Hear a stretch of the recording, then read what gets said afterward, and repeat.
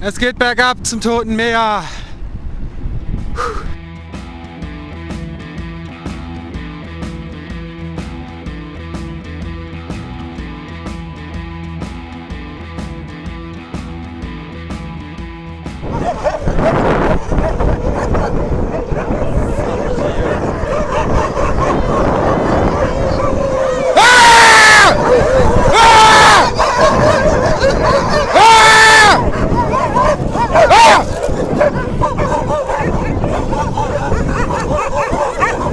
Fuck yeah! Alles gut? Fuck!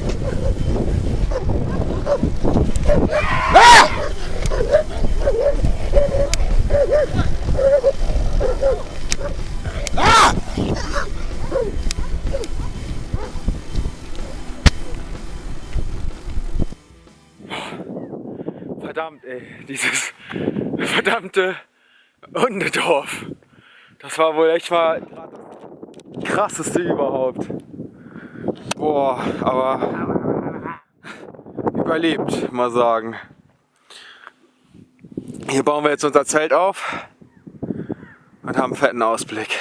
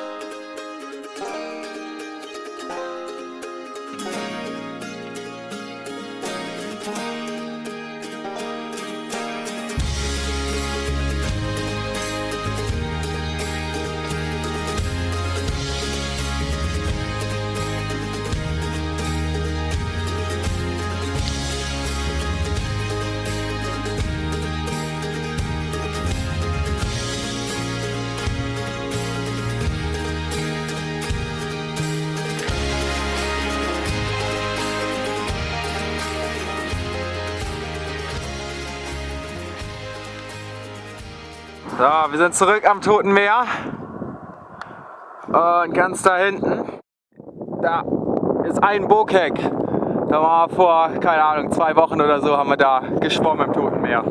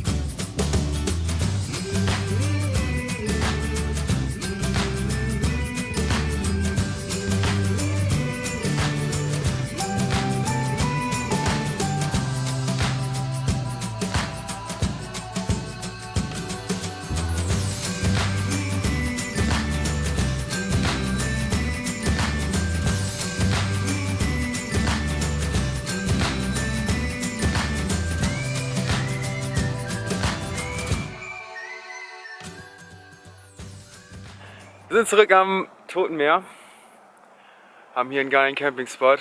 Das Witzige ist, da hinten, diese Lampen, die ihr da seht, da waren wir vor, ja, wann waren wir da? Vor 1,5 Wochen oder so, als wir da auf israelischer Seite, auf palästinensischer Seite gecampt haben. Da ist irgendwie so ein Checkpoint. Echt witzig. Da waren wir.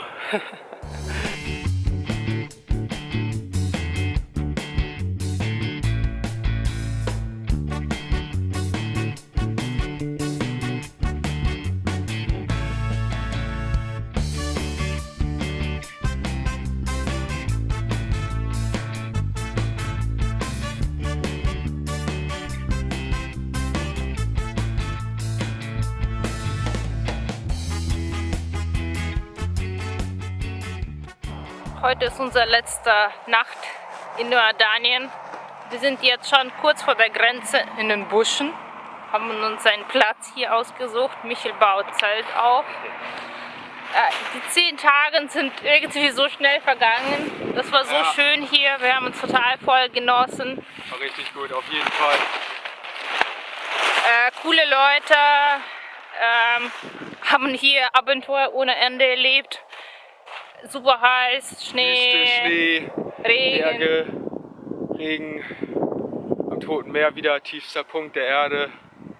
Jetzt ist die letzte Nacht und morgen überqueren wir die Grenze, fahren wir zurück nach Israel, über Allenby-Brücke oder King Hussein Bridge, wie das hier heißt, und haben uns schon ein bisschen gelesen, dass es nicht so einfach sei. Die Leute verbringen da zwischen 2 bis 4 Stunden, auch Geld unterschiedlich, was man dafür ausgeben muss.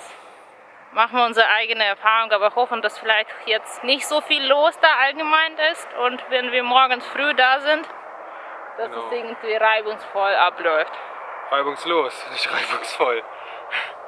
Reibungslos abläuft. Geschafft, wir sind Zurück in Israel, aber mit einer kaputten Bremse und viel Stress und keine gute Laune im Moment. Hier der Bremshebel, was du den?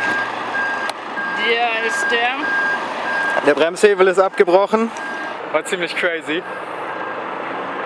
Auf jordanischer Seite erst irgendwie in den Bus und dann auf israelischer Seite und da haben wir dann gesehen, dass die Bremse kaputt ist, da irgendwie Stress gemacht ein bisschen. Direkt natürlich in so eine Sicherheitsbefragung gekommen und sowas.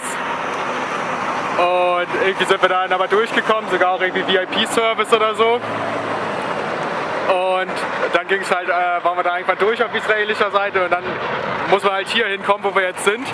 Das sind nochmal 2 Kilometer oder so. Da muss man dann irgendwie einen Bus nehmen oder so. Das wollten wir nicht. Wir wollten nicht nochmal in den Bus und haben uns da beschwert und haben mit dem Border Manager und all sowas irgendwie geschnackt. Und schlussendlich haben wir ein Gratis-Taxi rausgeholt bekommen. Also ein Großraumtaxi, da konnten wir die Räder reinstellen. Und das haben wir dann gratis bekommen. Das kostet normalerweise irgendwie 200 Shekel oder so, 50 €. Das haben sie uns dann spendiert. Reparieren, weil es ist halt Niemalsland geschehen ist und Israel nach dem Motto hat nichts dafür, was in Jordanien passiert ist und wenn wir was klären wollen, dann müssen wir zurück mit dem Rieder nach Jordanien, vielleicht wird noch eine Bremse abgebrochen und wer weiß, ob da was geklärt wird oder nicht. Ziemlich verrückt. Mal gucken, hoffen wir mal, dass wir vielleicht in Tel Aviv oder so noch irgendwie einen Fahrradladen irgendwie auftreiben, wo wir so einen Bremshebel bekommen. Ich weiß gar nicht, ob das funktioniert. Gucken wir mal. Jetzt geht es auf jeden Fall irgendwie durch Jericho Richtung Jerusalem und da haben wir noch einen Warm Showers Host heute Abend.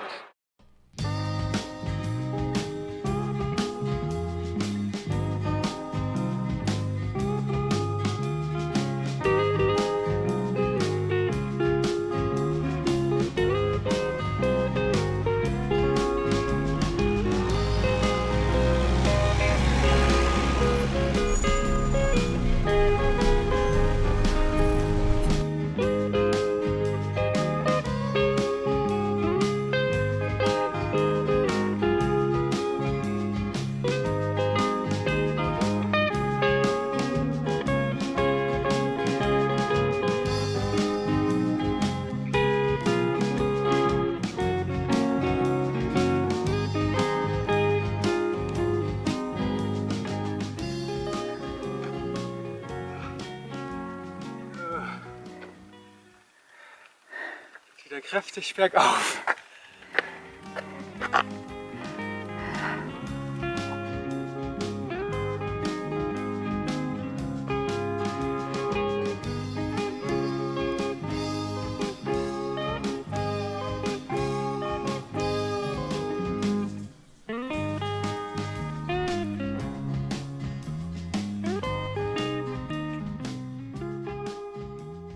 Weiter geht's. Jetzt sind es noch ungefähr 25 Kilometer bis Jerusalem. Und da bleiben wir ein paar Tage und meine Schwester besucht uns wieder. Fett.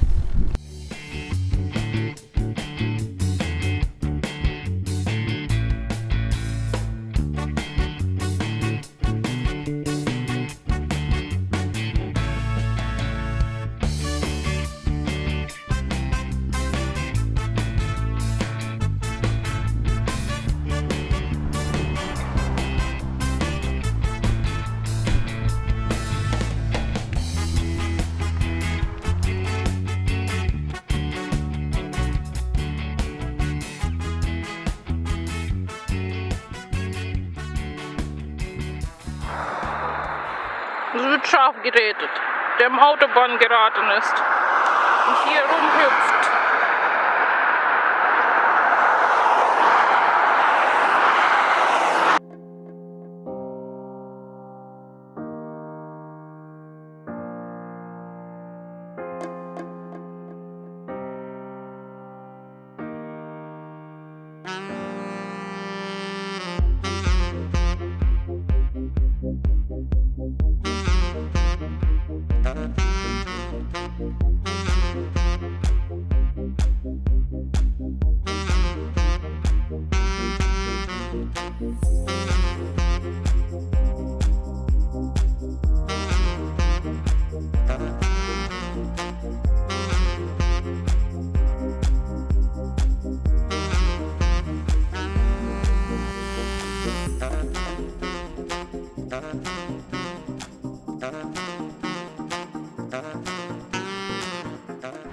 Wir sind jetzt gerade aus Jerusalem rausgefahren.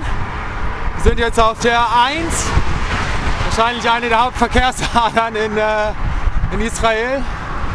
Aber heute ist Schabbat, deswegen hoffen wir, dass es vielleicht irgendwie doch noch weniger wird oder so. Aber naja, wir fahren jetzt nach Tel Aviv. Da bleiben wir noch eine Nacht bei Freunden von Olgas Mama. Und dann geht's zum Flughafen. Und dann fliegen wir zurück in die Türkei nach Antalya.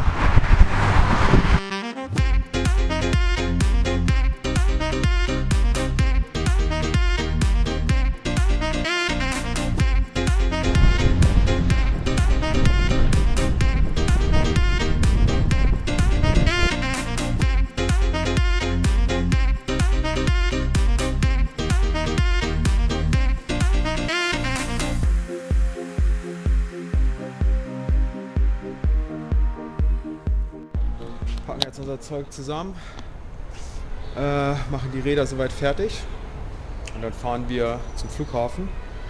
Einziges Problem ist, wir müssen irgendwie noch die Kartons für die Fahrräder mitbekommen. Wir gucken gleich mal, wie wir die befestigt bekommen. Könnte auf jeden Fall spannend aussehen. Zeigen wir euch auf jeden Fall gleich, wie das dann aussieht. Kartons zusammengepackt. Olgas Rad, also es sind hier alles leere Kartons. Ganz easy. Das war auch noch ganz gut, da haben wir dann nicht so den Lachflash bekommen. Ich habe halt die Kartons für die Fahrräder und das Ganze sieht so aus. Also, ich meine, ich bin ja Ingenieur, ich habe ein bisschen Plan von der ganzen Nummer. Es könnte vielleicht funktionieren. Es sind ungefähr 15 Kilometer, die Konstruktion halten muss. Wir haben ungefähr 2 Stunden Zeit dafür. Ich meine, Oma kommt uns zum Flughafen zu besuchen. Genau, am Flughafen besucht Oma uns nochmal in 2 Stunden. 15 Kilometer, ja, sollte irgendwie machbar sein. Hoffen wir mal. Schauen wir mal. So, los geht's. Oh je.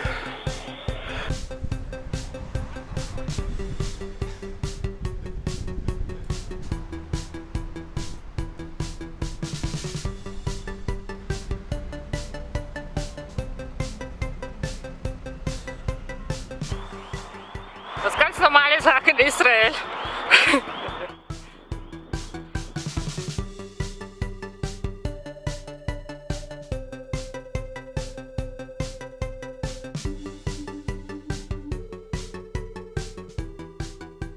Wir haben jetzt noch ein bisschen umgebaut.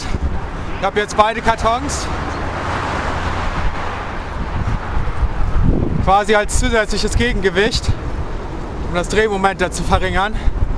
Und fährt sich jetzt ganz gut. Ich glaube, wir schaffen es.